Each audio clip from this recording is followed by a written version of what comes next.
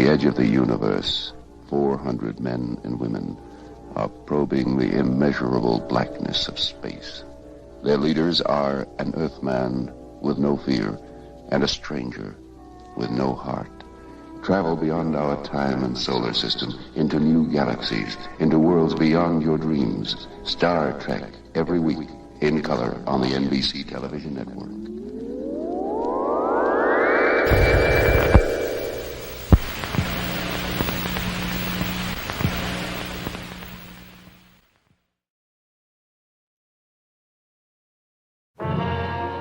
Captain's log, stardate 3192.5, planet Eminiar 7. My orders are clear. We must establish diplomatic relations at all cost. You were warned not to come here.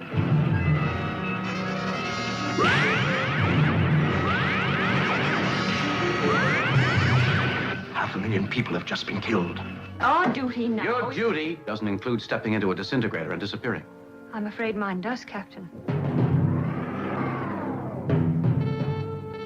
Sir, there's a multi-legged creature crawling on your shoulder. You and your party have been declared war casualties. You will be taken immediately to one of our casualty stations so that your deaths may be recorded.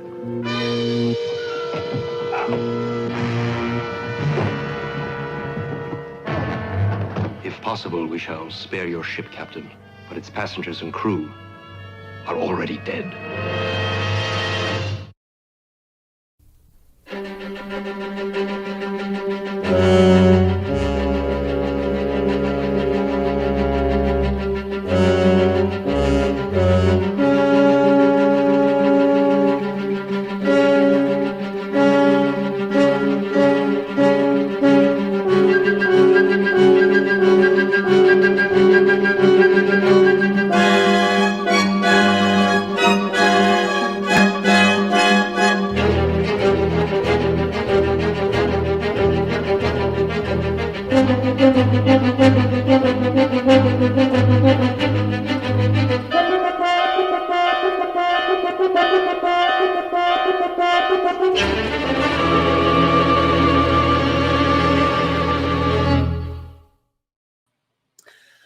David Opatoshu guest stars as the ruler of a seemingly peaceful space nation whose reluctance towards establishment of diplomatic relations draws Captain Kirk, played by William Shatner, into the center of an interplanetary war in A Taste of Armageddon. On the NBC television network color cast of Star Trek, the unexplained hostility of leader Anon 7 baffles Kirk, who is denied permission to deliver Ambassador Fox to the planet Eminiar for a top-level diplomatic conference. Kirk and Mr. Spock decide to investigate and soon find themselves prisoners of war in a simulated but deadly conflict between two planets. What's up, everybody? I thought that was great. I figure I'd mention the original announcement of this episode back in the day. But yeah, hey, welcome to another episode of Trekporial. This is the 10th episode. And this was one that was in the making for a long time. I had to. This was made for, well, my guest, who I'm going to announce pretty shortly. I'm sure you all know who it is. But before I bring him on, I want to say hello to everybody in the chat. So let's see who's here. Purple Valkyrie's here. Good evening, welcome, Purple. And we got Jacob Ironside himself says hello, Purple. What's up? Sub Commander Tal says decloaking for a great episode. Heck yeah. And then we got Daniel himself, who just rewatched the episode not too long ago. What's up, Daniel? And we got Roman of the Empire himself, lurking and cooking. Yeah, your all your pictures on Instagram are mouthwatering, Roman. Keep it up. Shield Wall, what's up, dude? How you doing, sir? And of course, we got. Is there anybody else here? We got Silverlock. What's up, Silverlock? Good to see you. Anti-Derivative Jill is here too. What's up? What's up, Jill? Jill's been doing a lot of original series streams too. Check her out. Subscribe to her.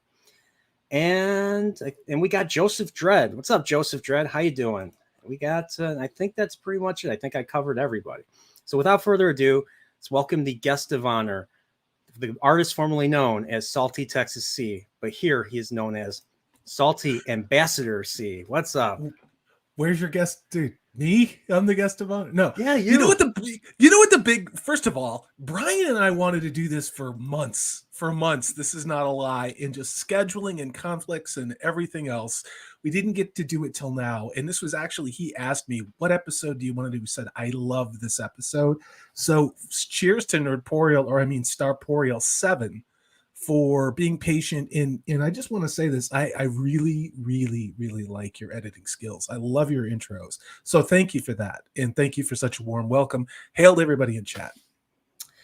All right, but so we're here because I wanted to do a Trekporial with you for longest time, and I finally got around to had an opening. You had an opening, so I figured let's just do this. Let's get this done. So, Salty, you've wanted to talk about Taste of Armageddon for a while now. You feel this is a very relevant episode. So instead of us going deep diving into the episode itself, we're going to be talking mainly about we talk about some aspects of the episode, but also how certain things are extremely relevant today. So, rule number 1: do not ignore diplomatic relationship code 710.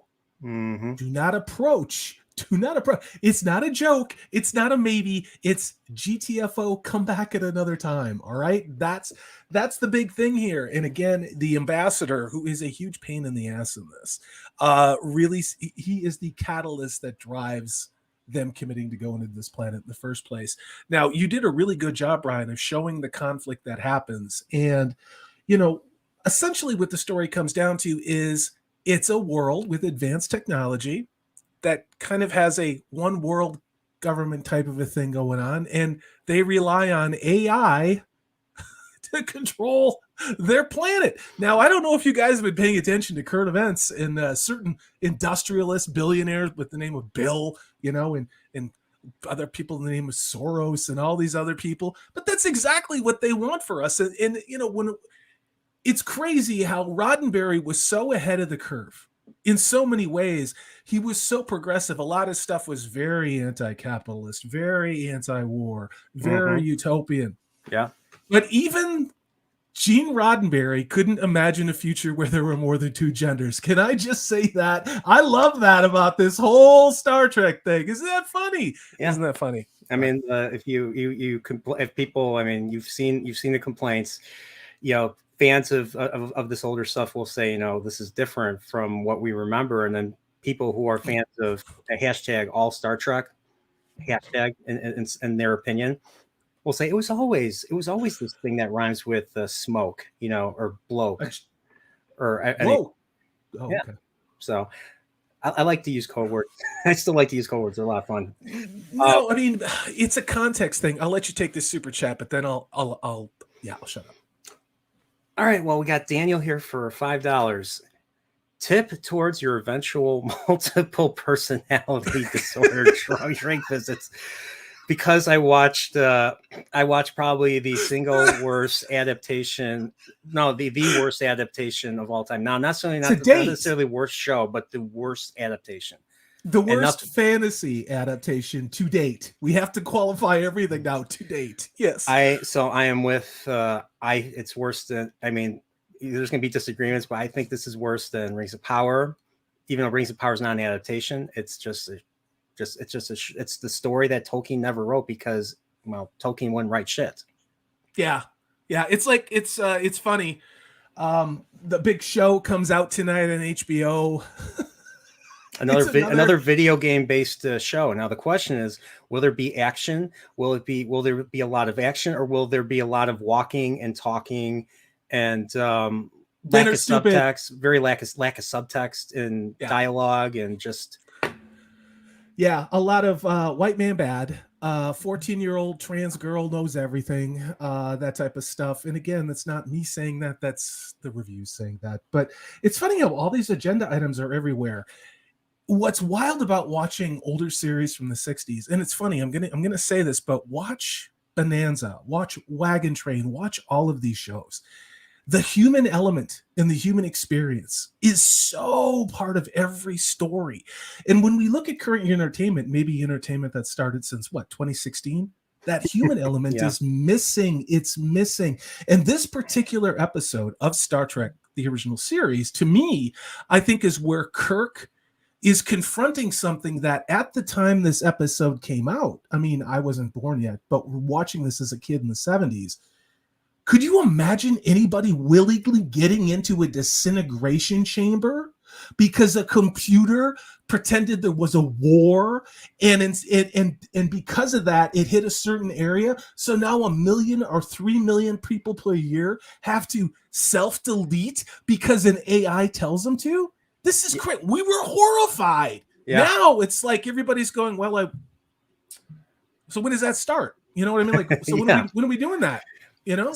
So I'm assuming everybody in the chat has watched the episode, but if you haven't watched the episode, so the Enterprise has to go to this. They have to go to this this particular sector to start a trade port, and the ambassador is there, and they've been contacting them for weeks, and all of a sudden they get this signal. I forgot what was the signal again. The signal basically saying, "Do not approach our planet." And 710. 710. Diplomatic transmission code 710. Diplomatic, yeah. And so the ambassador, who was added in the later drafts, he wasn't in the original draft of this episode. He was added in the later drafts to give the Enterprise a reason to go there. So the Enterprise goes there, and they get targeted by an attack, by a computerized attack.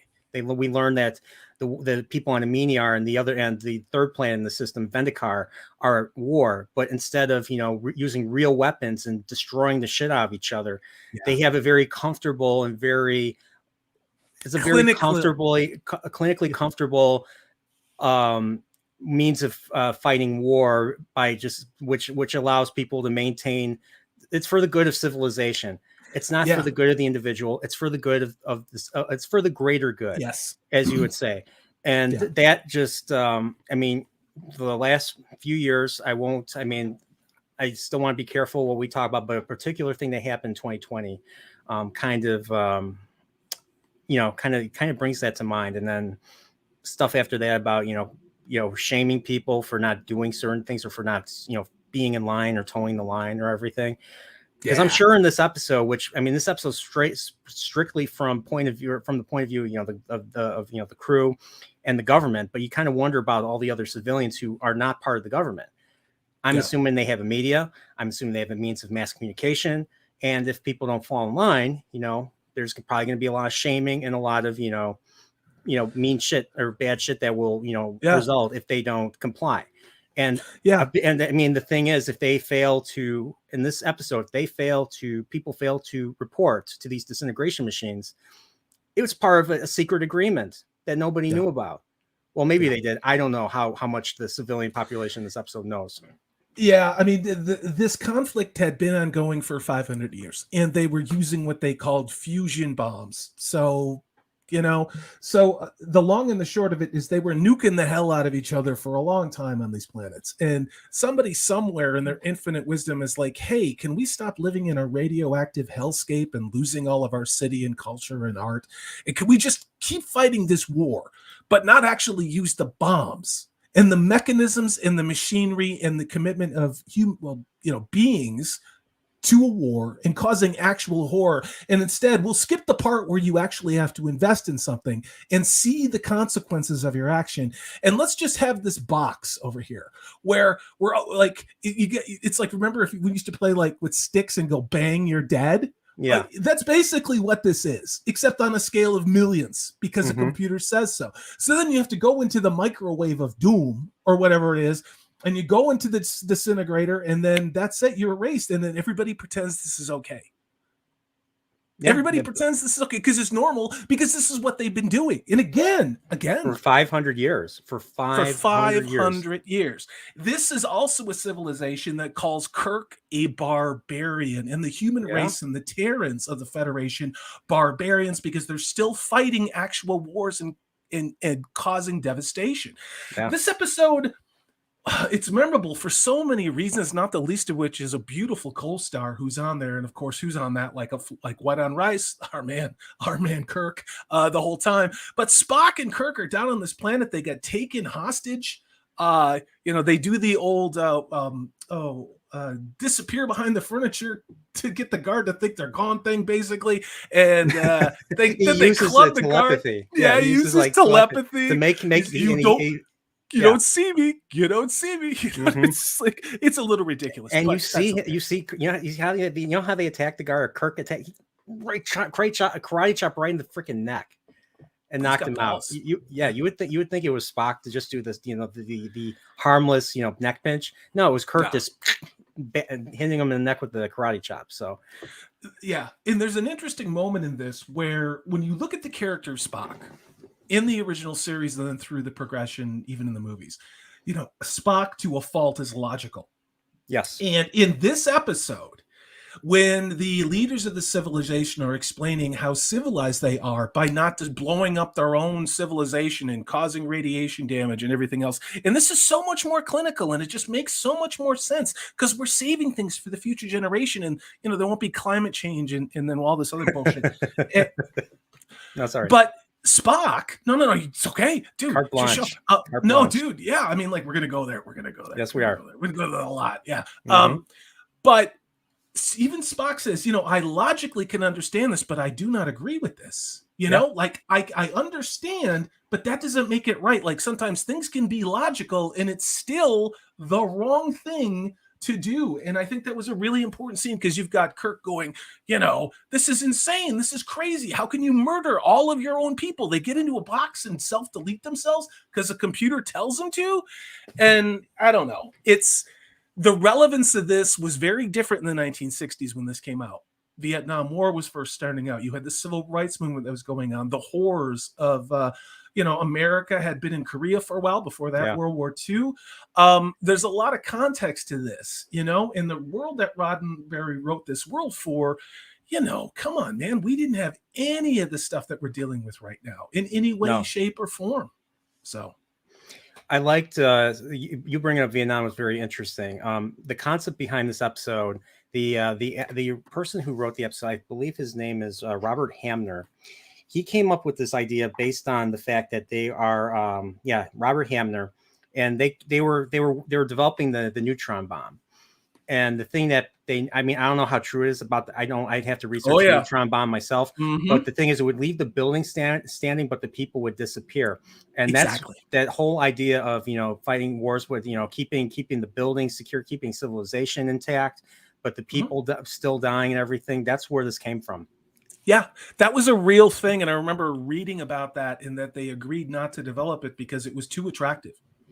You'd still have a minimal amount of radiation, but nothing compared to fusion bombs, which essentially, forget about it. You know what I mean? You destroy the entire planet. And this was like, hey, we just press a button and then we kind of zap the other people, and then we can go in there in a couple of years, and maybe a couple of people get cancer. Like, no big deal, just like taking a certain jab 5 or 6 days. It's like sudden. We've always had sudden death syndrome, Brian. Little kids have always been dropping dead on the playground. You racist.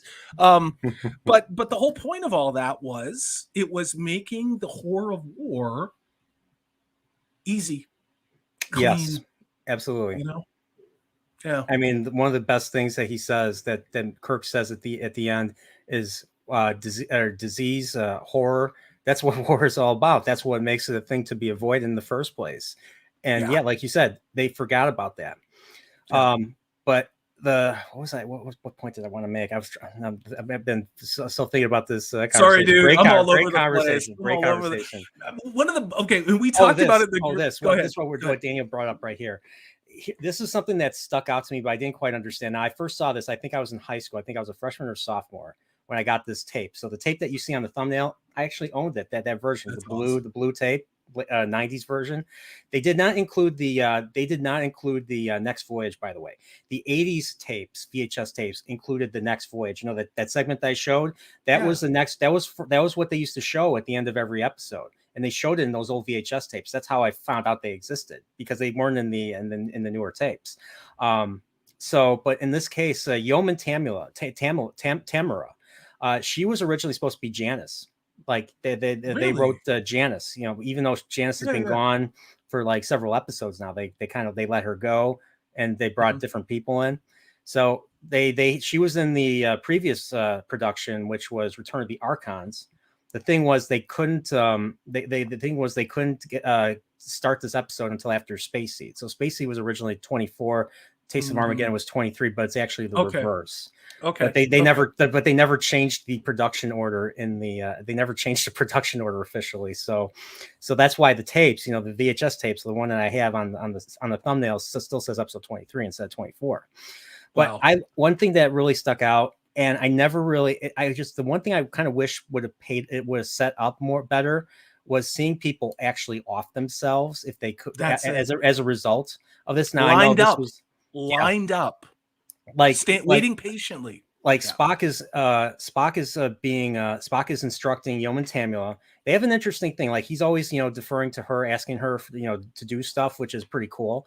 But he literally tells her, like, this is a killing situation. Make sure she does not immolate or hurt herself. And she says, if something happens, sit on her if you have to.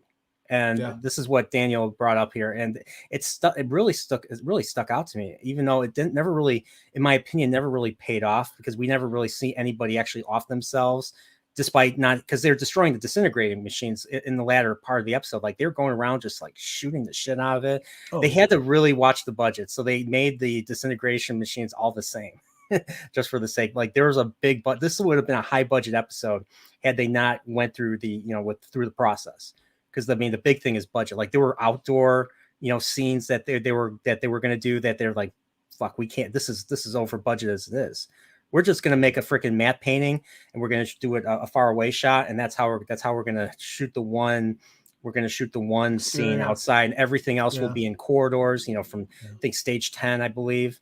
So yeah, they really had to, and I think they reused those interior alien, you can tell, corridors. They used them in What Are Little Girls Made Of. I think they used them in Return of the Archons. And what's funny? I love the way it looked. I love the colorfulness of the original series. Maybe as a kid, I grew up playing Nintendo games, and Nintendo Mario games in particular are very colorful, very bright palette.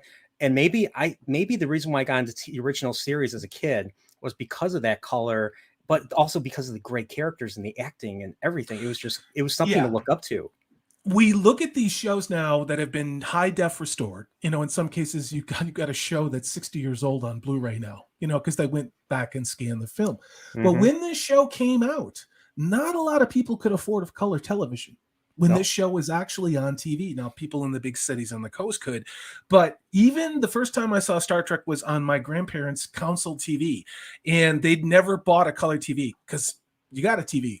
Why do you need color? That was what they said. So I watched my first episodes when I was a little kid on a black and white TV. And my parents, we had black and white console TVs. Now the problem is the color was everywhere, all over the place with this in different sets. You didn't have an LCD screen high def right now. Like what we've got in our computers right now is like, this is more than they had on the freaking Saturn Mars mission. Okay.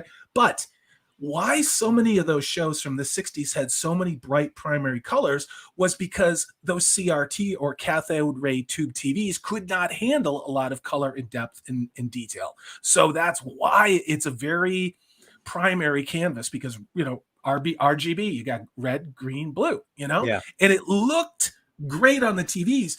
I think an unintended positive outcome is that it does look so freaking awesome now. It seems very clean, very lean, and your attention is focused on the actors on the screen. So it's wild to watch, like, the perception of things like this as the technology has evolved, Yeah, I agree. And you know what? I'm going to have something to drink. I'm gonna keep chugging Dempsey's. That's nice. I'm hydrating, and I'm gonna have some bourbon tonight, though. But you know what? I did buy some bourbon. I went to the store today. I got this double. That's what I have, dude. I have a good story about that. I'll open this. I have a good story. I have a good story about that. All right. So that's like a $40-$50 bottle of bourbon. It was 66. Same year as Trek. This is a year ago. Walgreens, where I was, used to sell that. And, you go into Walgreens to get a greeting card to buy toilet paper, right? What the hell is you go there for?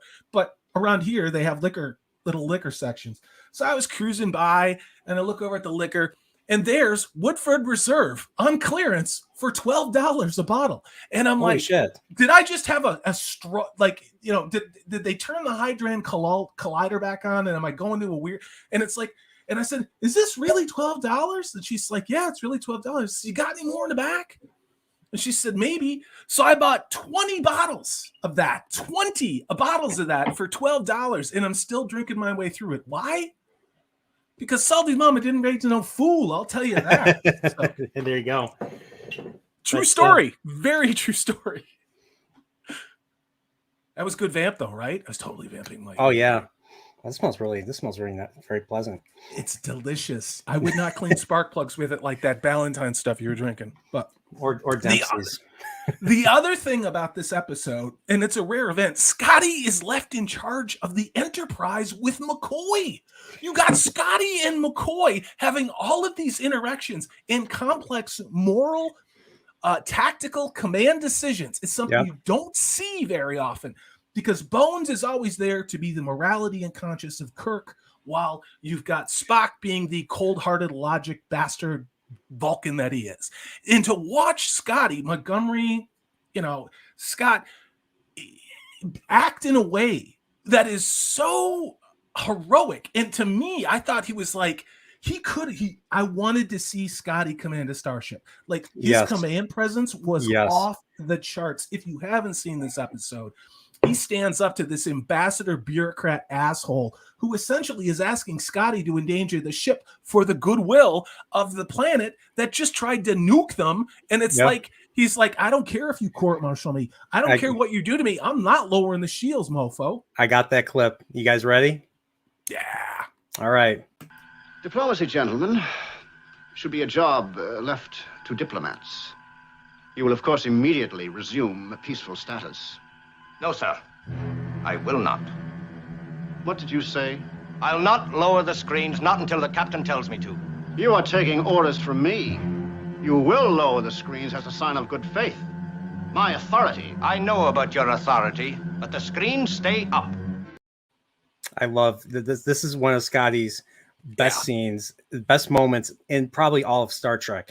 And this is what really endeared him to the producers, and believe it or not, to the television, to NBC executives. Like NBC loved the idea behind this episode. This is one of their higher budgeted episodes. They wanted every episode to be like this. The problem is you have to leave it up to, the production. You need Bob Justman, Gene Roddenberry, Gene L. Kuhn to say, no, it doesn't work that way, because you only give us a limited amount of money and we have to maintain our budget, or you guys are gonna, cut us. You're gonna, but I got have another super chat here. Also from Daniel, thank you so much. $10. All the business owners who voluntarily locked down, and all the parents who masked their kids, none of you paid attention to Scotty standing up to the ambassador in this episode. How to be a man. Thank you, Daniel. Thank you, Daniel, so much for that. That is. It ain't over yet. It ain't over yet. It ain't over yet. They're just taking a little breather. The next thing will probably be computer sabotage or a fake UFO thing, and then probably something really terrible that only affects children, because that's what they're practicing for. It's not because I'm crazy. That's what they're practicing for. Anyway, Star Trek. This is a great episode of Star Trek. It really is. There's a moment too where Scotty, after these not nice people on the planet attack the Enterprise, he's like, I'm gonna torpedo these bastards back into the Stone Age, and the ambassador won't let him. He's and I'm like, Scotty, press the button, dude. Just nuke them, dude. Luckily their weapons are inferior to the Enterprise. Like they can't even penetrate when this was first season of Trek, they still called them screens. They didn't call them shields. They didn't call them shields quite yet. If you're in the chat and I'm wrong, let me know. But they use screens quite a bit. Even in Arena, when they were engaging that Gorn ship, they used the term screens, which I thought was like screens. Screens. I was a kid. I was like, screens. What do they mean by screens? Yeah. We So got so many awesome comments in chat, especially from Sub Commander Tal, Daniel, anti-derivative Jill, hail to you, says TOS was utopian internally on Earth itself. The dystopia was presented externally to represent a hope for humanity while acknowledging the turbulence of today with alien cultures. You know, back in the 60s, it was the Cold War. It was the Russians, okay? Yes. It was the Russians, and it was all the way through the 80s when I was a kid too. You woke up every day wondering if today's the day the bomb's going to drop. Because every day they said, well, today the bomb might drop because Brezhnev did this or Carter did that or somebody did something over here, you know? And then when everything kind of went sideways in 89, which is the year that I graduated high school, a lot of people were going, is this really over? Is this really over? Because, I mean, we're talking multiple generations of people growing up with this ever-present nuclear war any old time thing going on, you know? And now I think we're finding out that it wasn't over.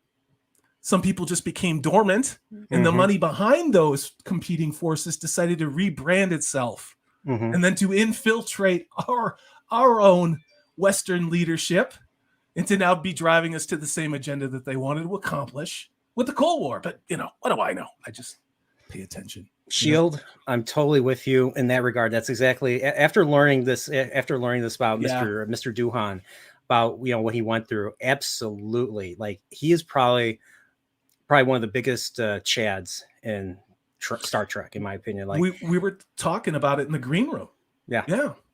Yeah, it's just like he has such a presence. Like he has such a command presence. Like when he's commanding, people will listen to him. And he wasn't even lieutenant. Like at this point of the series, he was not even lieutenant commander yet. He was just simply chief engineer Scott.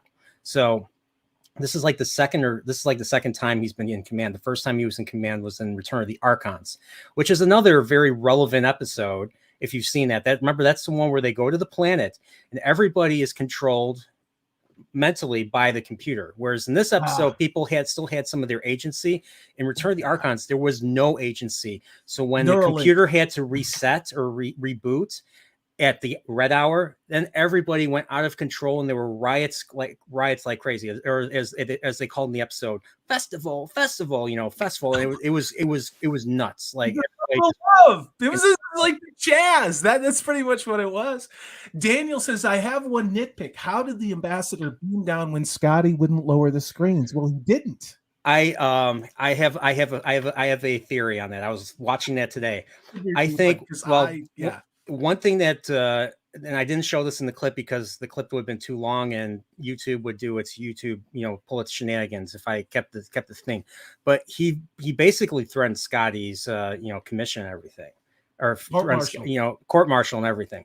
Yeah. So I'm assuming he went down with his assistant and he bullied the transporter room technician to beam him down, or he would include them in his report. That's what I think happened. So, as Scotty called him, Poppin' J Fox. That Poppin' J Fox just went down to that planet. I have to look up what the names that he calls people mean. I thought it was a shuttle maybe or something like that, because, you know, I mean, they have to open the shields to beam the cat down. I don't know. This is where I love Star Trek, but I am not in like super nerd shit on this. So yeah. Well, I think what happened was they tried to shoot them down, but they went out of range. And so that's why, like, freaking Anon 7, who is the administrator on Eminiar, freaks the hell out. What I like about this is he's not a villain. I mean, he's not a villain. He's an like Mr. Burnett always says, he's an antagonist. Like, there are points where even we as the viewer can even sympathize be in his position, because he's maintaining something. Yeah. Okay, maybe not sympathize, but understand. No. They can sympathize, but not empathize. You know what I mean? Where you can pity him for doing it, but you can't go, wow, if I was in that same position, I'd do the same thing. You know, because he's charged with maintaining, you know, what's been done for several generations, like 500 years.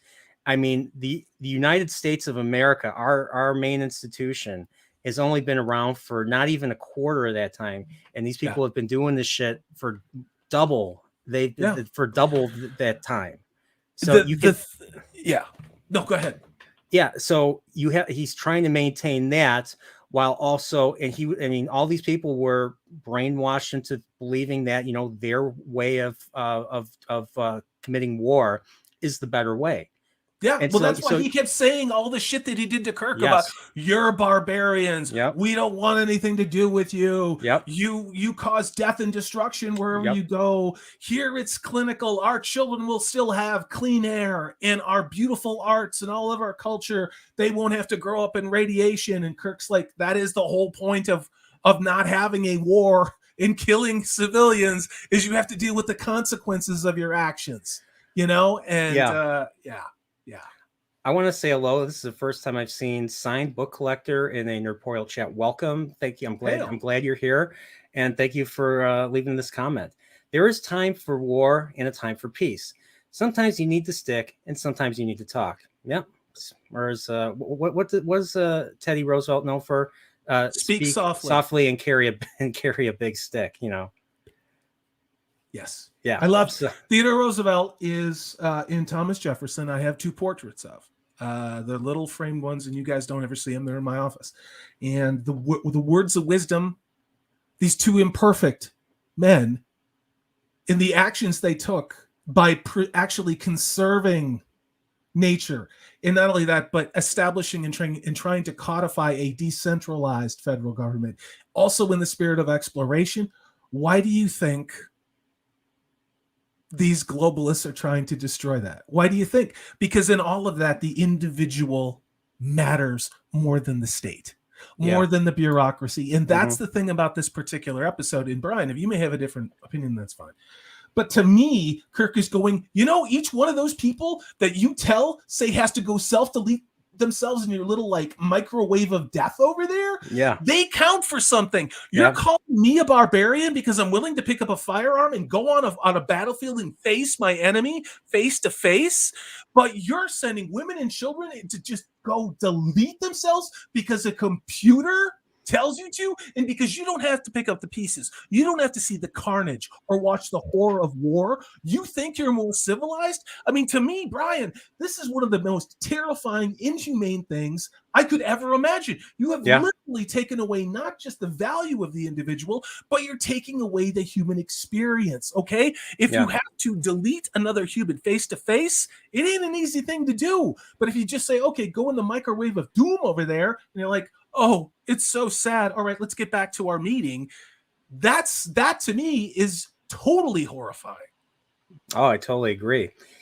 I want to read Daniel. Thank you so much, Daniel, for a $5 super chat. Can we finally disintegrate the argument that Kirk is the argument that Kirk is only a man of action? He is as cerebral as Picard ever was in this episode. Shatner is fantastic. Daniel, I totally agree with that. I mean, Kirk is more, he is a man of action. That's true. Yeah. But the thing is, William Shatner's Kirk, he has a lot of dignity, and he's just as thoughtful as Picard. The thing is, Picard sits most of the action out of his own thing, out of his own will. So, I mean, I'll be honest. I like Picard. I love his takes on, especially some classic episodes like the Drumhead, him teaching Worf about even though you're under suspicion, being related to somebody doesn't make you a criminal. And Sins of the Father. Sins of the Father. Great freaking episode too. Yeah. Yep. It's just it. Go ahead. I was watching a series of Star Trek clips because they're like potato chips, dude. It can't just happen, right? So I'm watching other trippy ones, of the original series, and then all of a sudden this how and why the TNG, the Next Generation, was made, and in particular they were talking about the casting of Patrick Stewart as Jack Picard, or his name changed a lot, Julian Picard, all these different permutations of it. Mm-hmm. And Roddenberry did not want Patrick Stewart to play Picard. No, a bald Englishman playing a French French. They made him fly across the Atlantic several times to do it with and without a wig. We could have had Captain Picard in a wig. I remember that. But the whole point of this was the importance of the second in command and having a number 2 in Will Riker. Okay. And who was not the first choice, the guy that they got. And of course, I'm totally getting stream brain on what the hell his real name is. Jonathan Frakes. Jonathan Frakes. But my point with all that is they didn't want to have the captain go on away missions the way that they did in Star Trek The Next Generation. That's something that Roddenberry was very particular about. In a lot of ways, Kirk is, when people say Star Trek was sold as its wagon train in space. Wagon train to the stars. Yeah. Yeah. Wagon train. I mean, in the 60s, in the 50s, there was a huge thing in American television, which was still in its infancy. And I'm saying this as a student of it. I didn't live through it.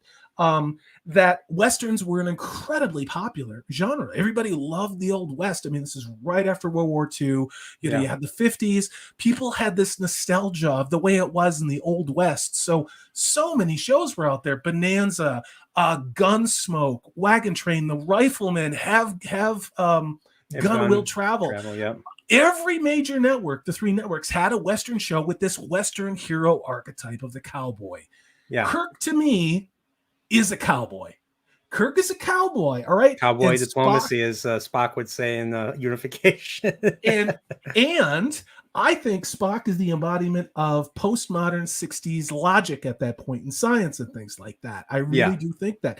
Now, you know, Picard never got that. Obviously, Jonathan Frakes, his character, you know, number 2, he embodied that to a great degree, but even that was semi-neutered. It was more of a sensitive, in the beginning, early 90s ponytail guy, a little bit, you know. But Kirk was definitely a character of his time, and you would have seen someone acting like him on a Western TV show. You really would have. It just happened to be that this was on the Starship Enterprise, you know? Yep. I mean, like some of the stunt, I mean, he does a lot. I mean, there's a lot of stunts involving the character of Kirk. You have stuntmen.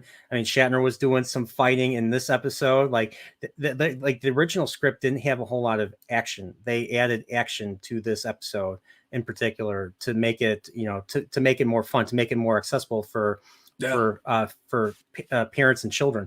And I'm going to say this. I was reading. I mean, I was reading the chapter or the segment in the These Are the Voyages book, which is where I got this, you know, all the information from, you know, these early episodes, you know, story within the story. Yeah. There's been a lot of misinformation going around about the original series back in the day. Like the media was in on this too, because the networks did not like Gene Roddenberry.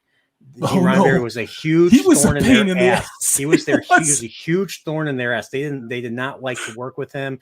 No. And they kept saying, so the people in like back in the you know, what you call the Access media back then were saying that Star Trek was not popular. It got low. They put down bullshit like low Nielsen ratings. Oh, they were doing that all the way through the 90s. They were saying that shit. Yeah. Yeah. Well, but the thing is, I have a letter. Somebody wrote a letter to Mr. Roddenberry from Indiana, believe it or not. I'm going to see if I can.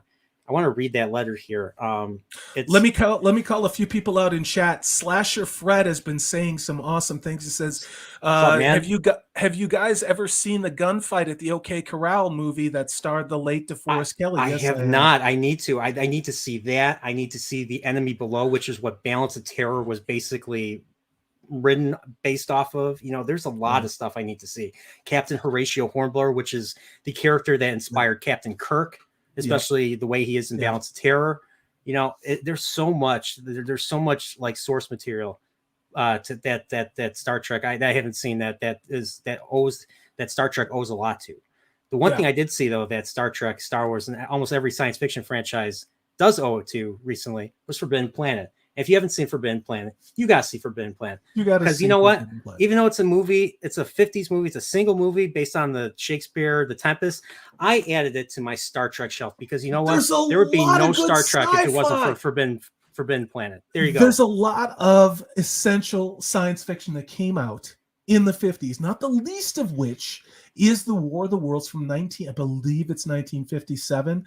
You have got to see that version. It won multiple Academy Awards for its special effects, but not only that, the story is freaking fantastic. It really is. And of course, all of the other horror movies that came out in the 50s. This would be before Hammer Horror came out in the 60s with, I mean, everybody loves vampire chicks with their tits out, let's be honest. But in the 50s, you couldn't do that yet. But you had great stories with like giant spiders and shrinking dudes and tall women and like blobs and all this other stuff. And they're great stories. They're absolutely great stories. So I agree. Yeah. All right, I found the letter. This is what somebody wrote. This is what somebody wrote to Mr. Roddenberry from the mailbag. Dear Mr. Roddenberry, quite sincerely and honestly, I am flabbergasted by reports that the show is weak or any implication it is unpopular. I live in rural Indiana, and I assure you the show is popular with both children and adults. That's the thing that studios need to start thinking about again, is to make things popular for both, children and adults. All right, but going on. From everyone from den mothers to draftsmen to housewives who read Gothic novels. Isn't there any way to throttle those arbitrary few thousand robots who determine Nielsen ratings? Their ratings do not, by God, reflect Star Trek's ratings in this section of the Boondocks. Sincerely, Juanita C., Hartford City, Indiana. Yeah. Don't you just like how she said robots? Now that think of Russian bots and everything. I mean, like, honestly, the bots that appear whenever there's $100 million production for a screaming show, and if you make negative medias about it, they call you names that are one sentence that all look the same, and then they all disappear. You never see them again. It's funny how that works. Just saying, funny how that works. Yeah.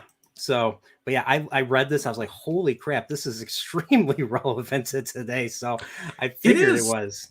Well, I mean, and the other part of watching that TNG documentary was what it took to get Roddenberry back on board. And the guy was a pain in the ass by all indications. Yeah. Now, there are two sides to every story. I'm not saying network TV executives are good people. Don't get that at all.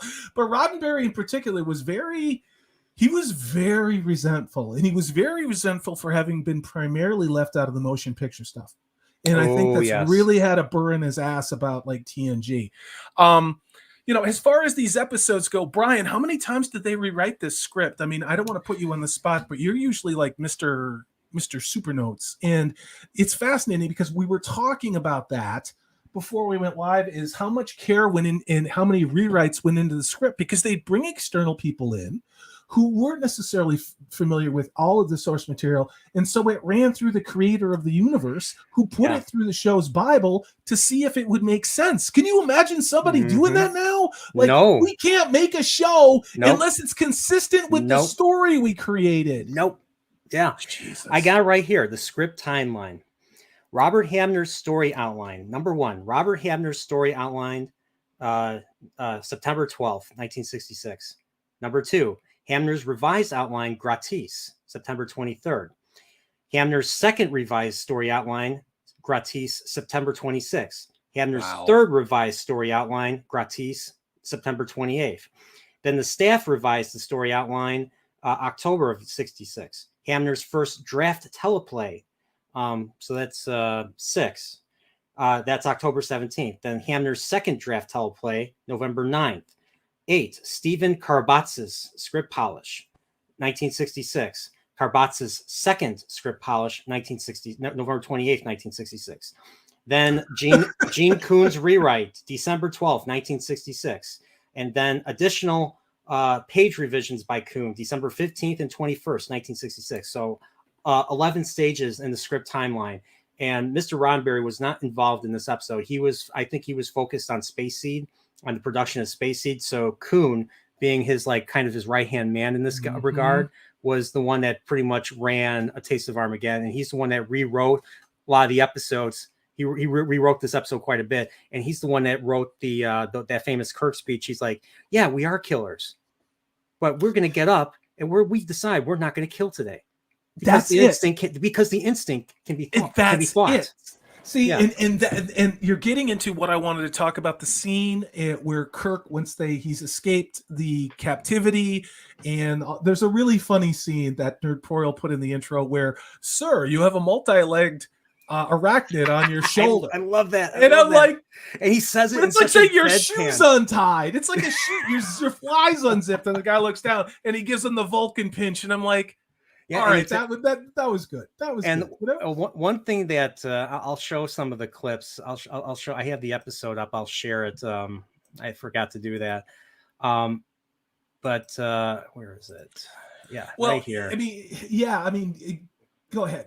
Oh, so one thing that they could not afford a budget. They went over budget right here. This is Maya 3, and she was declared a casualty because she was in the vicinity of the not theoretical. They say it's the pretend attack, and so she's declared a casualty, and she's going to have to report the next day in order to do this. So here, Kirk is stopping her. Like they're literally like stopping her from going in. And then, of course, this, I believe, is where Spock goes into. I forget. Spock goes into the. Okay, this is way well before that, but Spock goes and does the nerve pinch on the dude and takes his Klingon disruptor, because one thing that is they reused the props quite a bit. Yeah. And of course, this is the scene that I showed earlier. You know, McCoy and you know, Ambassador Fox and all that. Yeah. Yeah. And this is the scene. I wanted to talk about this scene where this guy, Anon 7, is trying to get Kirk to have a drink with him. And while he's pouring the drinks, this guy, Anon 7, is mansplaining to Kirk how much more civilized they are on this planet, and how he's a barbarian. And does he not understand, if they don't do this, that Kirk will be responsible for millions and millions of lives lost, not just now, but for generations of sorrow and suffering and radiation sickness and not having a culture? And isn't it better just to play our pretend AI-driven war game where some people have to go into the microwave box of death voluntarily than to actually fight in a war? And this is where Kirk is like, he's taken it. He's just taken it. And then he comes in and just swings at him with a philosophical haymaker that cleans this asshole's sanctimonious asshole's clock. And like people had mentioned earlier in the chat, this is where Kirk really shows that he has the same chops as far as philosophy, rationality, and logic as Picard did. And I love action Kirk. I love, let's get on the green chicks Kirk. I love that Kirk. I love fire Kirk. I do. But this guy, Kirk, did this a lot more than he is given, and Shatner did this a lot more than he's given credit for. There are many episodes where he demonstrates his incredible intelligence and ability to have these type of philosophical conversations and stand on his own, Yeah, and like right here, for instance, like he sees right through what Anon 7's trying to do. He's like, "Oh, you want to go get the communicators? Just go, down the left, take another left, and they're there. They're unguarded." And he's just like, he pushes them into the men because he knew they were right outside the door. He knew he was right away. He was walking into a trap. So, but like, the whole barbarian thing really came from this. And Kirk, actually, there was a little bit of menace to Kirk. Like, he was just like, I am through with you. I'm like, he's like, I'd be worried about my life. Like, he is threatening. He's threatening this dude, like from the clip I showed earlier. And it gets to a point where this is the only time I think this is the only time they've ever done this in this series. And I don't think they've ever done it in any other series. Maybe I might be wrong, but they threatened to destroy the Enterprise. General Order 24. Destroy Emini 7. Holy shit! They never done that. Whole planet, not a little bit, not just the capital city, but every goddamn thing. I always, when I first saw this, I love it. When I first saw this, I thought he was just simply bluffing. But I don't. Now that I'm watching it, I don't think he was. I think they were going to destroy Emini 7. Because here's the thing: there is a history. Like, one of the ships, 50 years prior, went missing in the exact same, almost the exact same circumstances, and they only point this out twice, and they don't talk about it again. But if they leave this, unpunished, or they leave this what do you call it? They leave this lumen, it's gonna create danger for another ship or who knows who else. Yeah, in the future. Fool me once, shame on you. Fool me twice, shame on me. And it's like, Order 24. I really think that's why Scotty was doing what he was up on the Enterprise, and is like, I'm gonna nuke this goddamn place because they've already taken out one of our Federation starships. And it's mentioned at the beginning of the episode. They've already fired on them. They're holding your command structure hostage. Kirk knows that the minute that he gets a chance, they're going to beam all 400 people or whatever it is, 300 people on the Enterprise down to execute them because the pretend AI thing said that the ship blew up even though it didn't. Why? Because the technocrats and their AI on this world said you have to die. Yeah. Again, very, very, very, very relevant to today. And not because Salty wears a tinfoil hat. It's because that's what they say they want to do. Yeah. It's a great line when Kirk is not having a drink with Anon 7 in his office, where he quotes someone who's being canceled right now, which is truly unfortunate because the story of General Robert E. Lee is tragic and is one of what happens when you are honor bound to something larger than yourself. And when you make a commitment to something. Yeah. Robert E. Lee was a Virginian. That used to mean something, your state loyalty. People were very proud of being from Virginia and all those things. Yeah. He did not want to fight the Civil War. He cautions against fighting the Civil War. Yeah. But he had to fight it for his native Virginia. And the fact that they're removing statues and also taking him out of West Point and other places is disgusting, and it's Marxist. I agree. That's the only reason. But Kirk rightfully quotes Robert E. about the horrors of war. Yeah. And that's, it's crazy because I think a lot of those things. What exactly was the Robert E. Lee quote? I'm curious. War is man versus man, and what stops us is the consequences of it. The scars linger forever. Sanitizing that's essentially what Kirk says. I don't remember the exact quote. So But it's like basically when you sanitize war and you do what they've done here, which is in you remove the human element of conflict. That's what made the Great War, World War I, so absolutely horrifying. It was just this never-ending meat grinder where the technology was more advanced than the tactics and leadership of the command structures. So the machines just kept chewing up the men. Stalemate. Yeah. And that's why Tolkien came out of that war and wrote the book and had the view that he did on the world. Although Tolkien did not use analogy, it certainly was a driving force to what he talked about with the Shire and other things. And Purple Valkyrie, who's in the chat, lives in Birmingham and has been to Sarah Homefield and all those other places. So, yeah. I like how you mentioned state loyalty. I can tell you one thing. I have no loyalty to Illinois. Fuck that. Fuck Illinois. No, we used to call them fibs. We used to call them fibs when I was a kid. Yeah, they used to live in a state near there. Grew up as a state. Yeah, effing Illinois bastards. That's what we called you. So. But yeah, so here they rescue Fox. I forget what he calls it, a unique form of diplomacy. It's like, what are you doing, Mr. Spock? He's like, I'm practicing a unique form of diplomacy.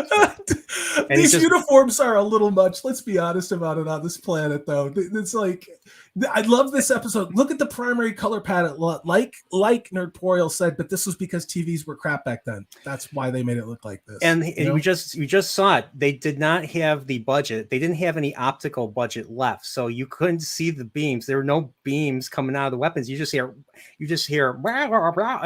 You have the sound effects, and the sound effects is what's supposed to suspend your disbelief, and then you see an explode. You see some pyrotechnics, like right here, for instance, and with Sparklers. more.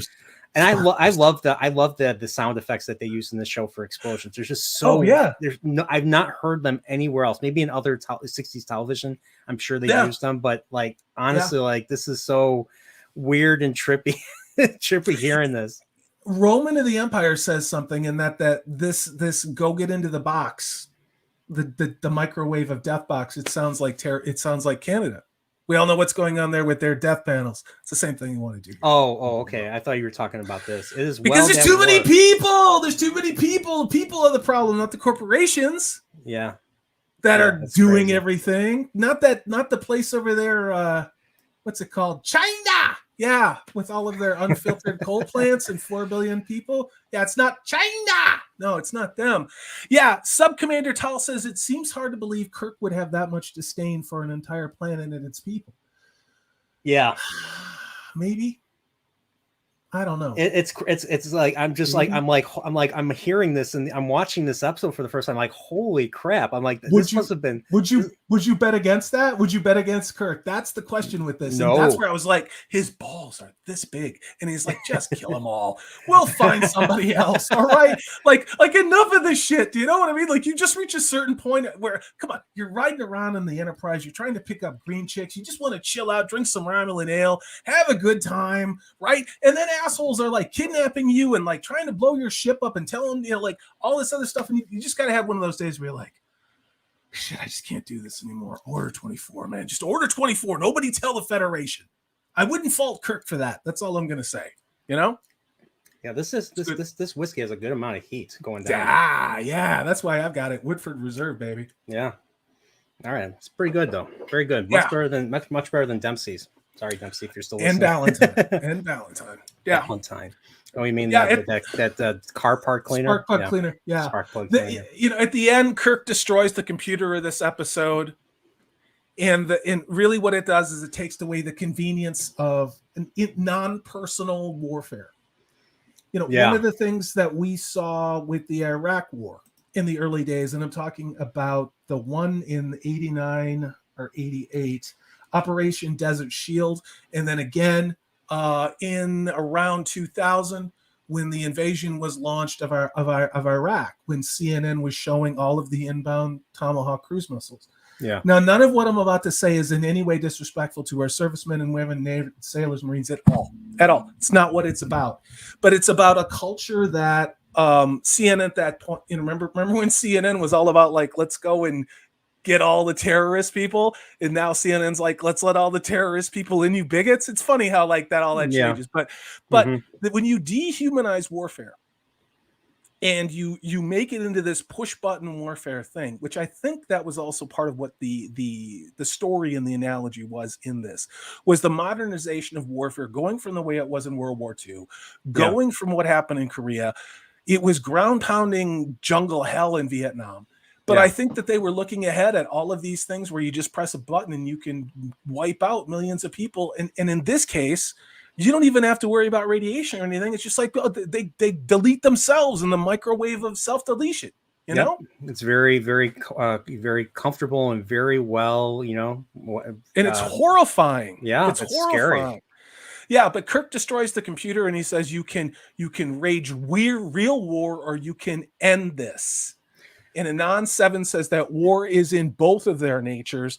And then Kirk says it's like you said, Brian, the instincts to kill can be fought. You just wake up and decide, I'm not going to kill anybody today. Yeah, exactly. I mean, it's a funny thing when you think about it, but he's like, I have days like that. I do. I mean, metaphorically, of course, but yeah, I mean, that's why I don't watch network news anymore. And I mean, what I loved about this was, you know, like Kirk really takes a gamble here. He manages to manages to break himself free of being a prisoner. Now he's holding the entire council at arms. I love it. Yeah, and he has two guns. Pew pew, and they go into like the Spock and them come at the right time. You're like, wow, Captain. I meant error. I thought you were in trouble. He's like, well.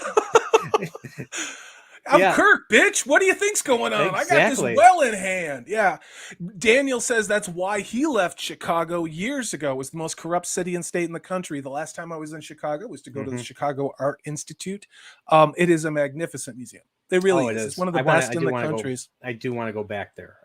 They have a great American modernist section with a lot of painters from the early 19th century, including George O'Keeffe. There's a lot of African American painters that you don't hear about, and their art is freaking awesome. It's just great in the American modernist section. But last time I was in Chicago, it was like turning into San Francisco. It really was. And it's like, I'm not a delicate flower. I know how the world works. I lived in a lot of big cities. Yeah, still better than San Francisco, though. I mean, and Seattle.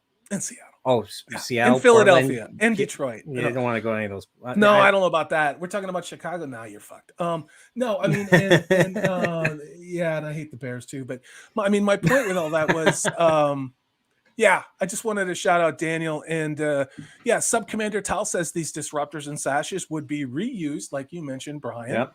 as Klingon items in Errand of Mercy and other episodes. It's true. It's true. It's true. You saw it a lot. You saw that a lot. And because they didn't have budget.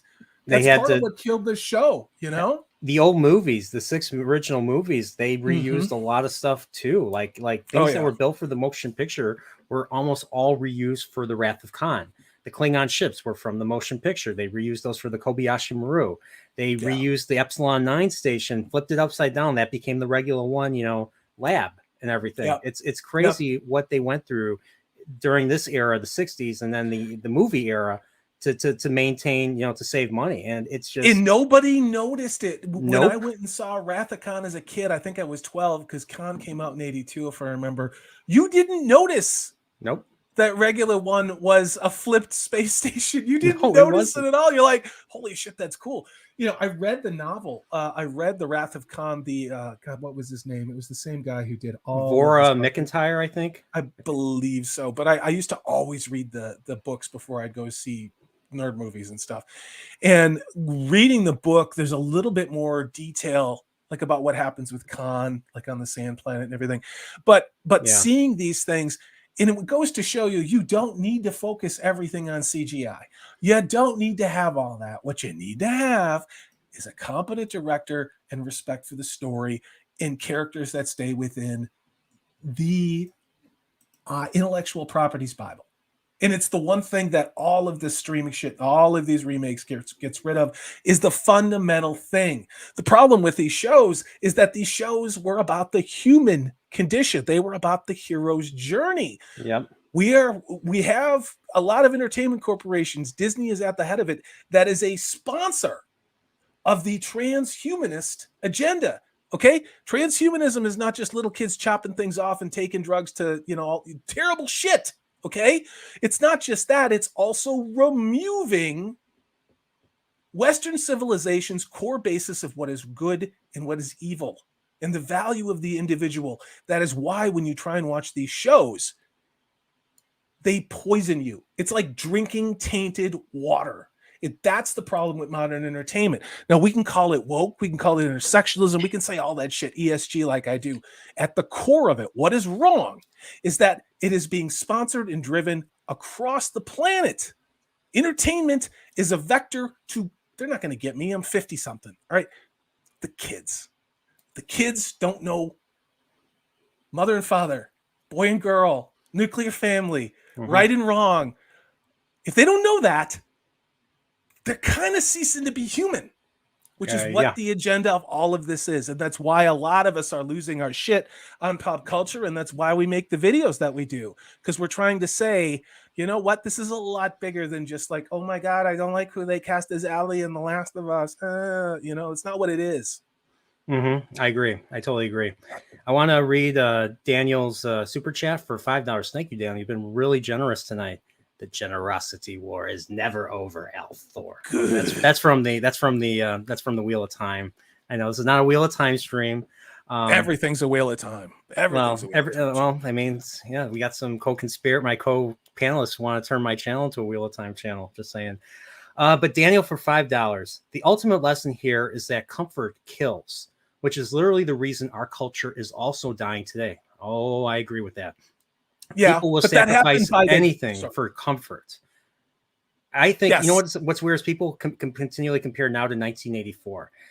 I compare this now more to Brave New World, which is even more terrifying than 1984, in my opinion. There's something in between all those things. Those are two not inaccurate points. Yeah. But there's another part to this, and this is a video I've been thinking about doing for months, and I've started to insert these statements, but I don't want to do it because I don't want people to misunderstand what I'm saying. There is something called Luciferian thinking and the Luciferian doctrine, okay? The Luciferian doctrine says, if I tell you what I'm going to do to you, like poison you with something that doesn't work pharmaceutically, And all of the data and research is out there from people who are telling you, don't do this. And then you do it multiple times. That it's your fault, not the person who's lied to you's fault. Mm-hmm.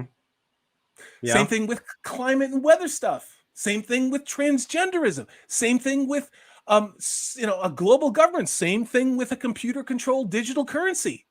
If you are going to go along with these things, they want to get rid of you.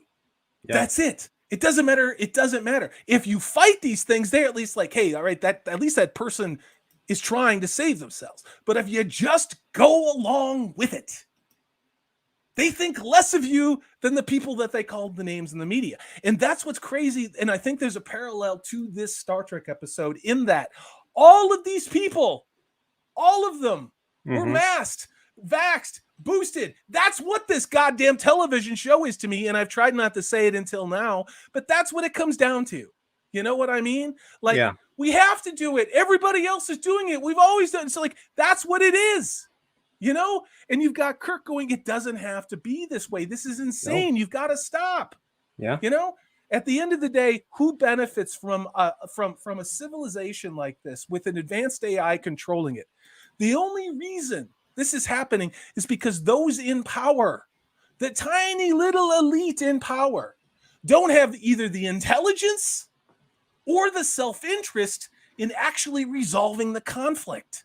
It's fascinating, isn't it? All of these things are applicable today, but I've been called a lot of names on a lot of things. Yeah. You know, and I don't give a shit. It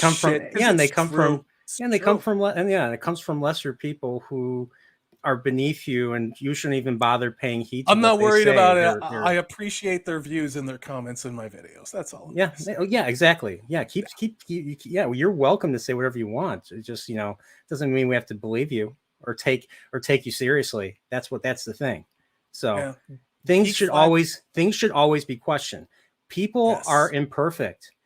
The fact that we are imperfect means, I am okay with being questioned. Sometimes we have to be skeptical for our own safety. Yeah, because people make mistakes. That's never going to change unless we become Q, or unless we become, the Dragon Reborn. Sorry, another Wheel of Time reference.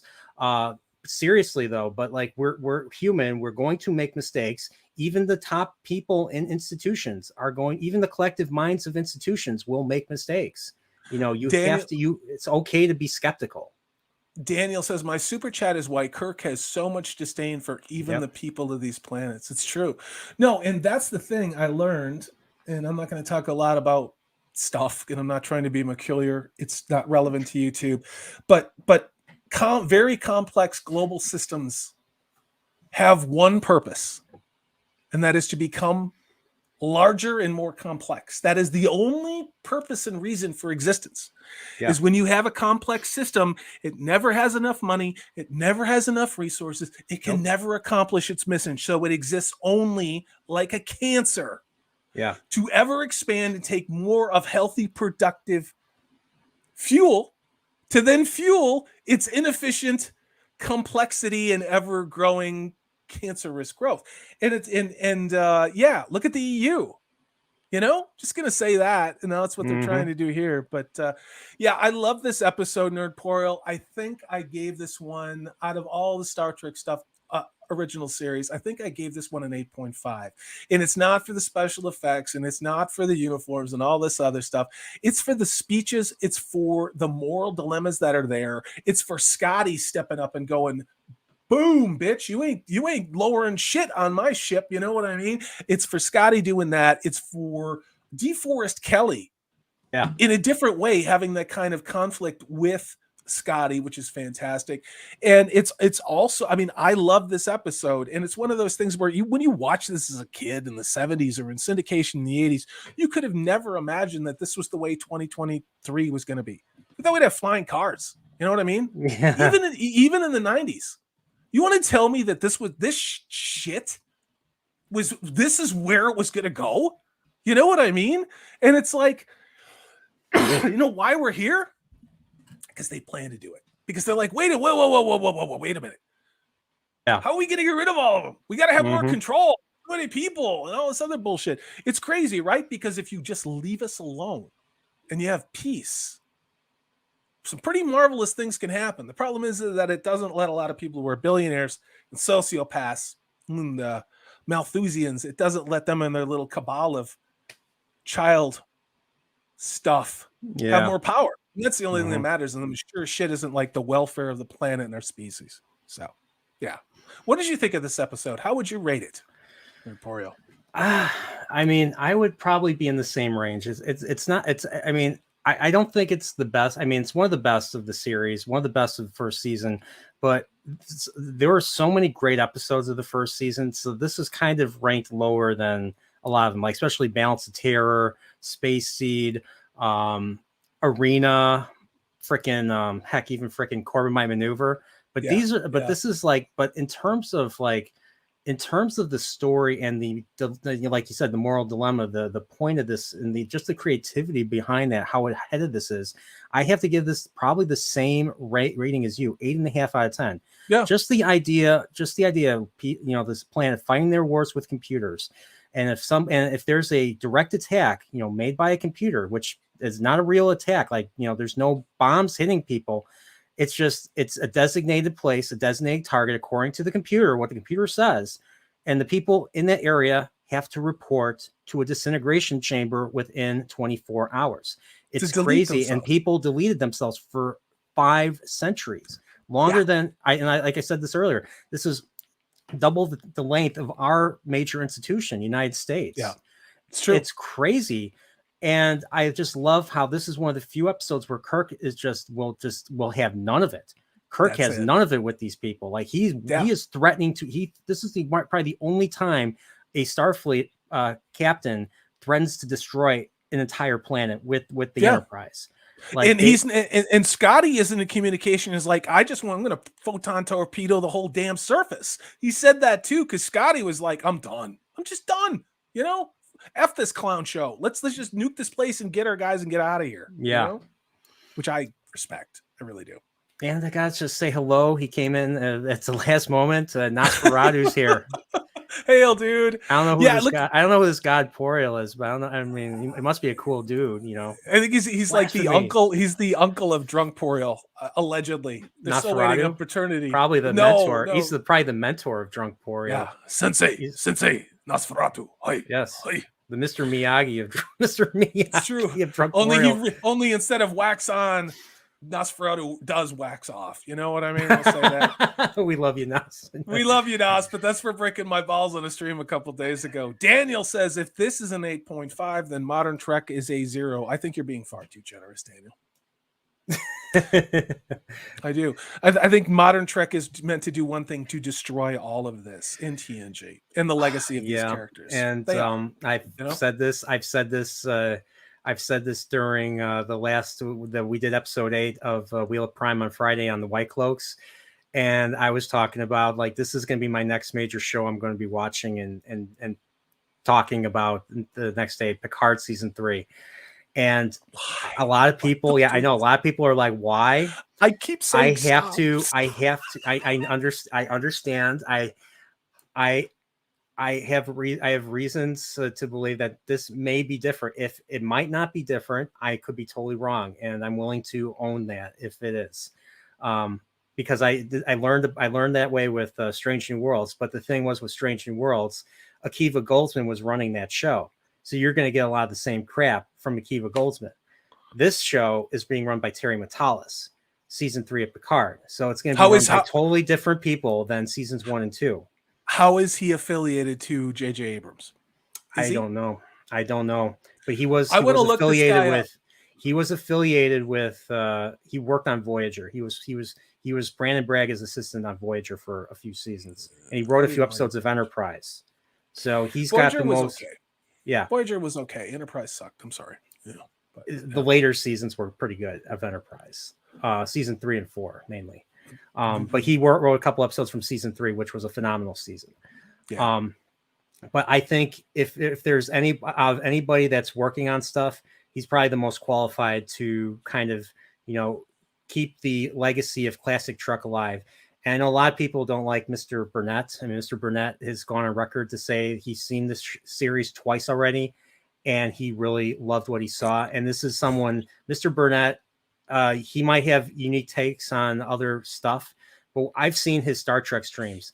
He goes fucking ballistic on everything New Trek related. So when it comes to New Trek, I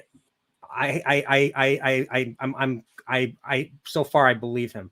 Now, if I watch season 3 for myself and I see the same crap, then you know what? I mean, yeah. I mean, a lot of people are very skeptical, and they have every right to be. You should be skeptical. I'm skeptical too, but I'm going to watch it. I'm still going to watch it, because if there's going to be any modicum of classic Trek in that, I want to see it for myself. I get that. I do understand that. It's a commitment, because you really are standing on the wall, and you're the last man standing on this wall. I get that. I mean, I'm lucky because Steve, my streaming brother, is willing to do this with me. He must have been high Alex when he said that. Oh my God. Daniel says, Daniel says, if you knew Steve, Daniel says, if I gave you all those super chats, even though you are a traitor for watching Picard season 3, Daniel's got a bee in his bonnet today, dude. Busted Notorial's balls. Yeah. Keep it up. I like it. Yeah, and Anna Derivative Jill says this is a 9 out of 10 for her. Real science fiction topics. See, that's what I'm saying. That do not skirt the issues presented. And that's what science fiction has. It was another stage on which to have these human questions. You know, you could have aliens and tentacles and green chicks and lasers and rockets, but it was still about the human questions and morality, in Shakespearean level.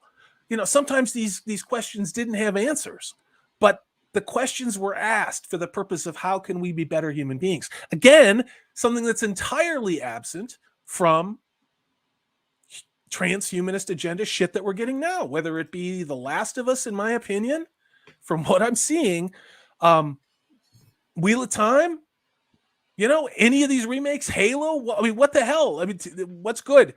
Stranger Things is good. Cobra Kai is good. I got nothing else. Yep. All those were great. I mean, I want to read what Dempsey says. If you don't know Dempsey, he is a musician. He's an awesome dude. And he, according to himself, I'm just quoting what he said in chat one day, cheap and Irish because of the whiskey. I knew that. I knew that without him even telling me, dude. It's that obvious, dude. It's like a flashing yellow sign with you. Dempsey, I love you, dude. Well, yeah, we love you. Dempsey, we love you. Yeah. 1 out of 2, to quote Mr. Dostoevsky. Totally without hope, one cannot live. To live without hope is to cease to live. Hell is hopelessness. It is no accident that above the entrance to Dante's hell is the inscription, "Leave behind all hope, you who enter here." It's crazy. Wow, I had no idea. I had no idea Dempsey was so cultured in his literature. Nice. I need to read more Dostoevsky. It's dark. Dostoevsky is a hard read. It's an important read. We read Crime and Punishment. I saw the movie. The movie was cheesy as hell, especially when he kills the old pawnbroker woman. That was so ridiculous. But yeah. I want to say hello to Nate. Nate, it's been a while since I've talked to you. You were on my Orville streams with me. Geek Flag with Nate Knows from 1973. Picard season 1 and season 2 was so much garbage. Even if season 3 is good, I still won't watch it. If they have burned it, I won't watch it. They have it's burned to be so bad with New Trek. Yeah, you're not wrong, and I'm not. Like I said, I don't blame anybody for not watching it, but if you're curious about what happens, I might be doing this. I might be doing an after show, or I might be doing a Friday stream, talking about the episodes each week if they're good.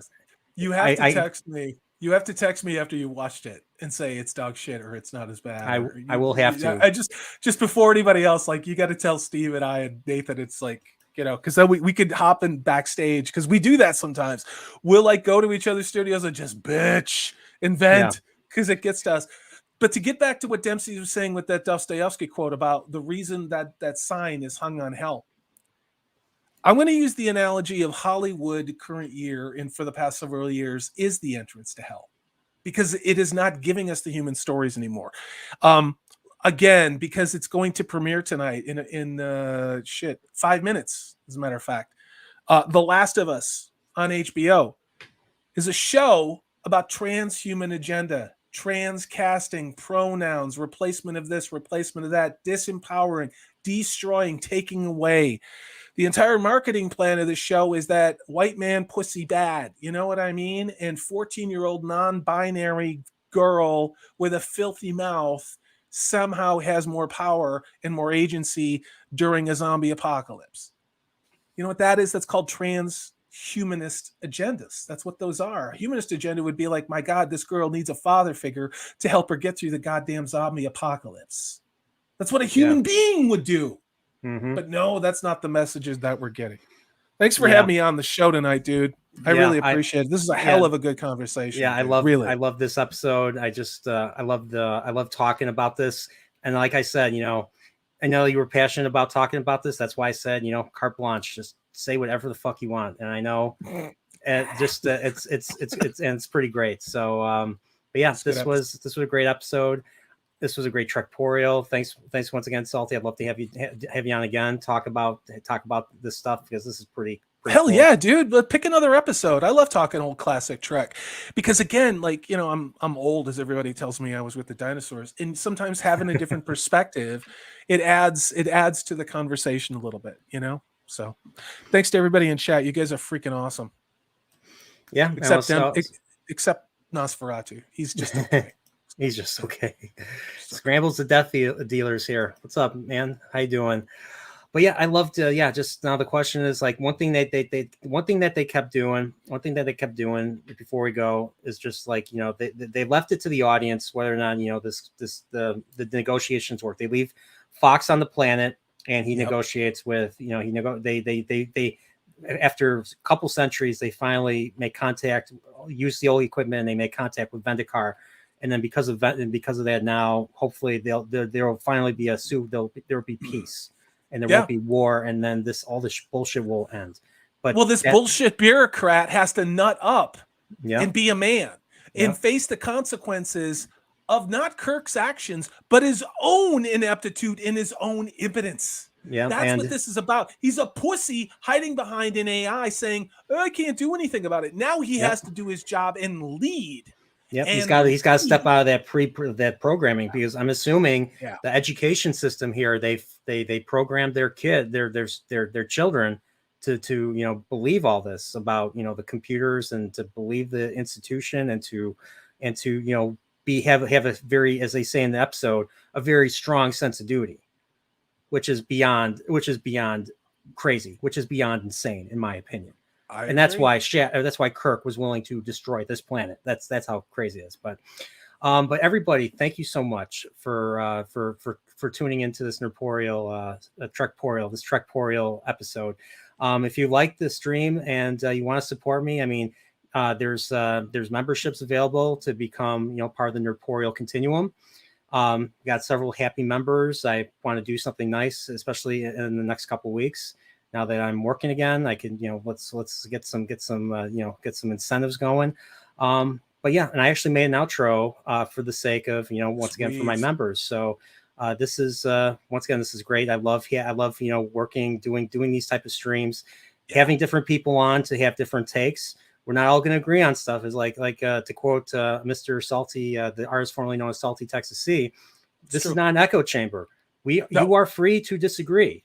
Yes. And the thing is, we have to show goodwill, and we have to be willing to listen.